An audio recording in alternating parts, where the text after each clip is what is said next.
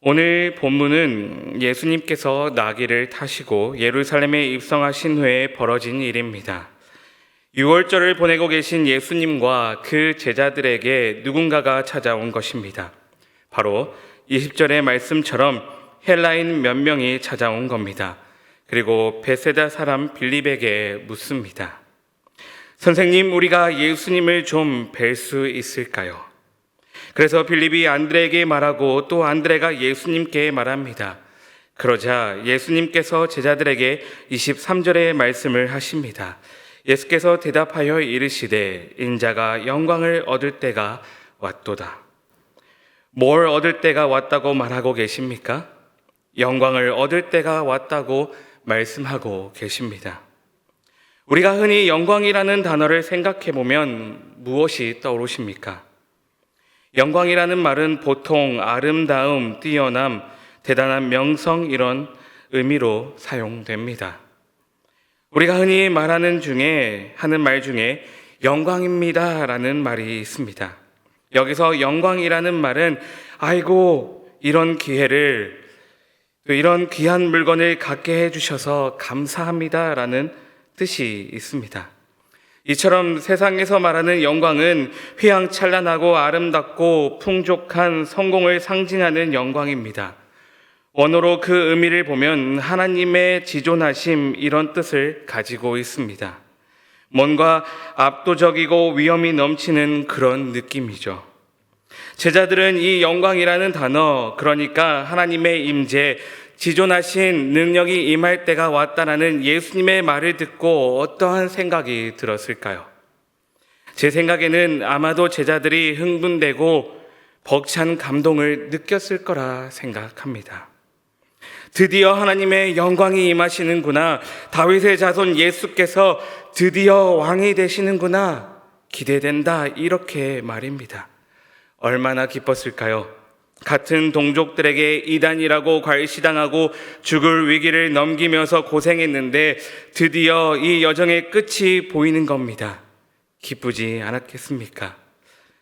혹시 다들 등산 많이 가시죠?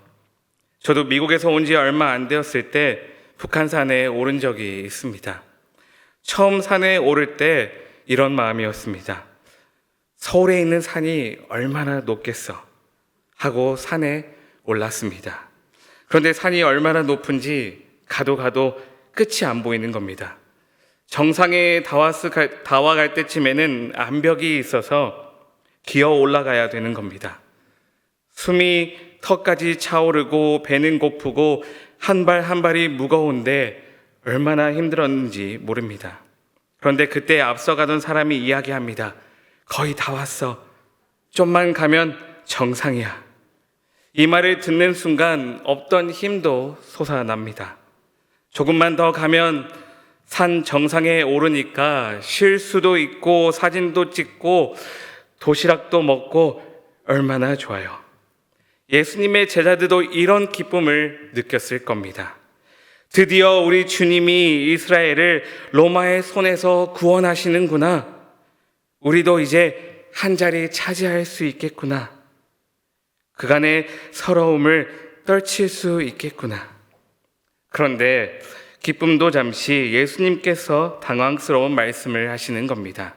오늘 본문 24절, 25절 말씀입니다. 함께 읽겠습니다. 내가 진실로 진실로 너에게 이르노니 한 알의 밀이 땅에 떨어져 죽지 아니하면 한 알 그대로 있고 죽으면 많은 열매를 맺느니라. 자기의 생명을 사랑하는 자는 잃어버릴 것이요 이 세상에서 자기의 생명을 미워하는 자는 영생하도록 보전하리라. 제자들은 고개를 갸우뚱했을 것입니다. 이 비유가 무슨 뜻이야?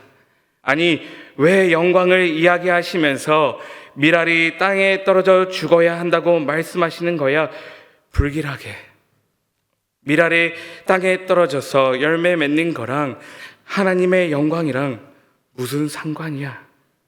제자들은 몰랐던 겁니다.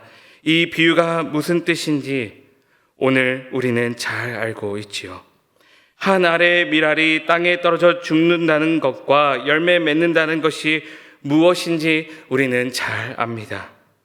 한 알의 미랄은 무엇을 뜻합니까? 한 생명 혹은 생명만큼 소중한 것을 뜻합니다. 그리고 이 미랄이 떨어져 죽는 건 한 생명이 희생하는 것, 한 생명을 바치는 것을 의미합니다. 그렇습니다. 이 미랄이 떨어져 죽는다는 건 영원한 생명 되신 예수님께서 십자가에 죽으셔야 함을 뜻합니다. 그리고 예수님께서 죽으셨을 때 비로소 수많은 열매들, 곧 우리 모든 인류에게 영원한 생명이 주어진다는 것을 의미합니다. 그러니까 예수님의 영광은 제자들이 생각하는 영광과는 달랐던 것입니다. 제자들이 생각하는 영광은 예수님이 이스라엘의 왕이 되셔서 나라를 다시 세우는 것이고 자기들이 개국 공신이 돼서 입신양면하는 겁니다. 그런데 예수님의 영광은 이들의 영광과 달랐습니다. 예수님의 영광은 십자가에 달려 무기력하게 자기 자신도 구원하지 못한 채 범죄자들과 함께 죽임당하는 것입니다. 오늘날 우리도 예수님의 제자들 같은 영광을 꿈꾸는 모습을 볼 때가 있습니다. 어느 목사님의 이야기입니다. 처음 신학을 갔을 때 1,000명, 2,000명, 10,000명의 성도들과 함께 목회하시는 목사님들이 굉장히 부럽고 본인의 목표가 되기도 했다고 합니다. 나도 저렇게 멋지게 목회해야지, 유명해져서 여기저기 부흥회도 다니고 그랬으면 좋겠다. 그래서 처음에는 주변에 있는 목사님들을 보며 굉장히 부러워했다라는 것입니다. 쟤는 나보다 큰 목회하겠네. 얼마 되지도 않았는데 벌써 교회가 부흥했어. 이런 비교만 하면서 한동안 신학교를 다녔다고 합니다. 그런데 나중에 이런 고백을 하셨습니다. 규모 있는 목회 감사한 일입니다. 그런데 중요한 건 우리의 초점이 어디에 있느냐가 중요하다는 것을 깨달았습니다. 유명해지고 내 능력을 뽐내는데 그 초점이 있느냐, 아니면 이것과 상관없이 그저 한 영혼을 위해 썩어져 죽는 데 초점이 있느냐라는 것을 깨달았다는 겁니다. 우리에게 주어진 사명은 한 알의 미랄이 되어 죽는 겁니다. 나 혼자 예수 잘 믿어 잘 사는 게 아니라 내가 땅에 떨어져 죽을지라도 나로 인해 새 생명들이 살아나는 것, 그것이 주님이 원하시는 것이고 기뻐하시는 일이라는 겁니다. 그래서 주님은 말씀하셨습니다. 25절 말씀에 자기의 생명을 사랑하는 자는 잃어버릴 것이요, 이 세상에서 자기의 생명을 미워하는 자는 영생하도록 보전하리라. 자기 생명을 사랑하는 자는 그 생명을 잃고 자기 생명을 미워하는 자는 오히려 그 생명을 영생토록 보전한다고 말입니다. 그러니 나 자신을 사랑하는 것, 이것을 조심해야 합니다. 우린 죄된 본성으로 인해 나를 사랑하는 이기적인 습성이 있습니다. 그래서 내가 미랄이 될 수는 있어도 땅에 떨어져 죽을 수는 없는 것이지요. 그러므로 우린 우리의 힘이 아닌 주님을 의지해서 나를 사랑하는 것을 버려야 합니다. 그리고 내가 아닌 내 이웃을 사랑하기로 결단해야 하는 것입니다. 이렇게 내 이웃을 사랑하기를 결단하면 하나님은 저와 여러분을 귀히 여겨 주십니다. 26절 말씀에 사람이 나를 섬기려면 나를 따르라. 나 있는 곳에 나를 섬기는 자도 거기 있으리니 사람이 나를 섬기면 내 아버지께서 그를 귀히 여기시리라. 예수님처럼 위로는 하나님을 사랑하고 옆으로는 이웃을 사랑하면 주님은 우리를 귀히 여겨 주십니다. 그런데 이 미랄이 되는 삶을 살려고 하면 우리를 방해하는 일들이 생깁니다. 손해보는 일이 생긴다는 것입니다. 내 이익과 충돌하는 것이지요. 물질, 시간, 그것을 말합니다. 그런데 이런 때일수록 우리는 내 아버지께서 그를 귀히 여기시리라는 그 말씀을 붙들고 믿음으로 이겨내야 합니다. 그래야 열매를 맺을 수 있기 때문이라고 말씀하고 있습니다. 마지막으로 한 청년을 소개하고 마치려고 합니다. 이 청년의 이름은 안수현이고 직업은 의사였습니다. 영락교회 장로님의 아들이고요. 이 청년의 이야기가 2009년에 책으로 엮여서 나왔는데 책의 제목은 그 청년 바보 의사입니다.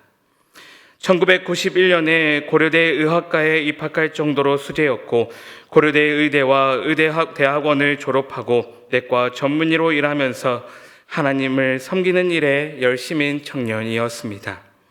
사람들은 이 청년을 청년 의사라고 불렀습니다. 또 이 청년은 기독교 신앙을 갖지 않은 사람들에게 더 친근하게 다가가려고 예흔이란 헬퍼십 공동체를 만들어 복음을 전하는 데 열심이었습니다. 그는 복음을 전하기 위해서 자기가 손해보는 걸 두려워하지 않았습니다. 의대를 다니며 바쁨에도 불구하고 복음을 전하기 위해 열심이었습니다. 더욱이나 의대를 다니며 유급까지 당했는데도 언제나 복음을 전하는 걸 우선하는 복이 드문 청년이었습니다. 그리고 그의 가방에는 항상 찬양 테이프와 성경이 들어 있었습니다. 누구든 예수를 모르는 이에게 복음을 전하기 위해서였던 것입니다. 그래서인지 이 청년 안수연을 통해 예수를 영접한 사람이 꽤나 많았습니다. 또 그가 맡은 환자들을 위해서 눈물을 흘리며 기도하고 위로해 주기로도 유명했다고 합니다. 그래서 그의 환자들 중에도 예수를 영접한 사람들이 많았다고 합니다. 청년 안수연은 육체뿐 아니라 영혼까지도 치유하는 참 의사였던 것이지요. 하지만 2003년 28사단 사단의 무대 군의관으로 입대한 이 청년 의사는 2006년 1월 5일 33 얄궂게도 예수님과 같은 꽃다운 나이에 유행성 출혈혈이라는 병으로 급작스레 하나님의 부르심을 받고 말았습니다. 요즘 유행성 출혈혈로 죽는 사람은 거의 없습니다.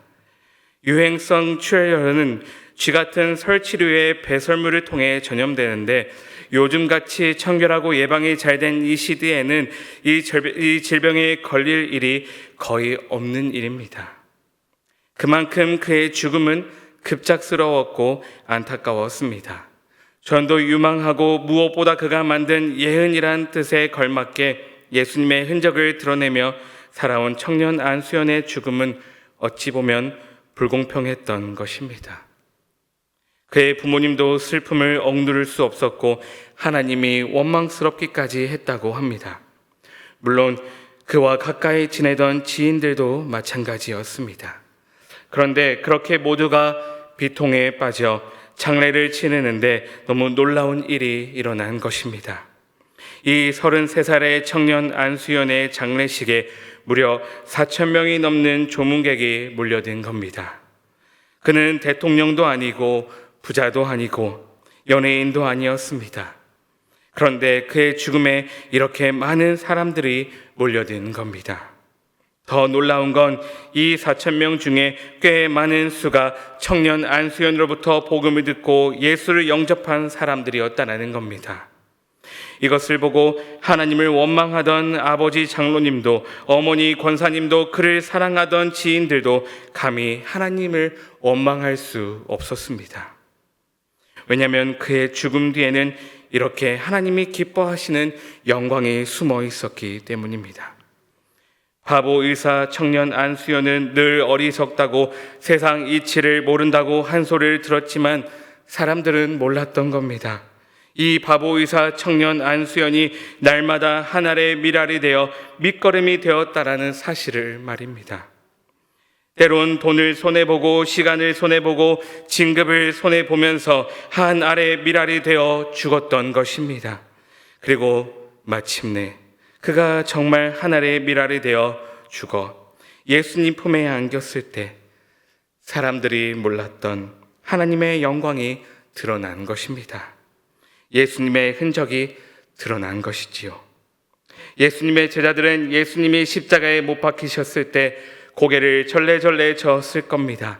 더욱이나 세상 사람들은 손가락질하고 비난했습니다.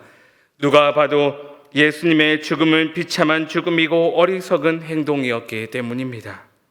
예수님의 능력과 명성은 명성을 이용한다면 로마 제국을 몰아내고도 남았을지 모르기 때문입니다. 그런데 예수님은 그러지 않으셨습니다.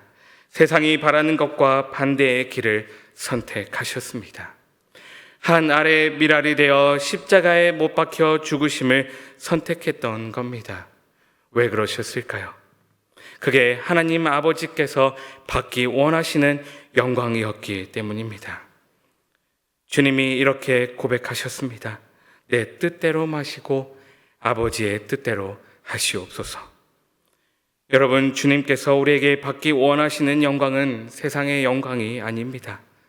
주님께서 받기 원하시는 영광은 우리가 한 알의 밀알이 되어 죽는 겁니다.